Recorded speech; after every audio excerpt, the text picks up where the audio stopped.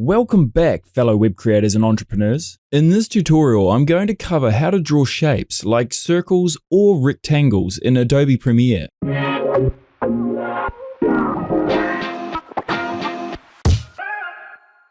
Begin by heading over to the graphics panel. To add a shape, click and hold on the pen tool to select either a rectangle or an ellipse. Now, on the video preview window, drag your shape out to the desired size. Keep in mind, you can hold down Shift while you drag to keep the shape uniform. You've now created a new graphics layer for your shape on the timeline. To make your shape an outline only with no fill, go to the Essential Graphics panel on your right and under where it says Appearance, uncheck Filled and check Stroke. You can change the color of your stroke by clicking the color box next to it.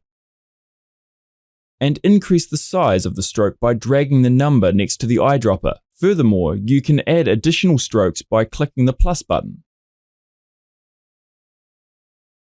Now, if you prefer, you can also add shapes from the Editing tab as well.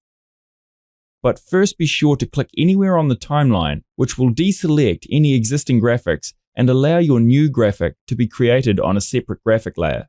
Should you want to adjust the colors, fill, and stroke properties, simply click on the graphic you wish to adjust, then go up to Effect Controls. And under Appearance, adjust what you desire. And that's it for this tutorial. I hope you learned something new.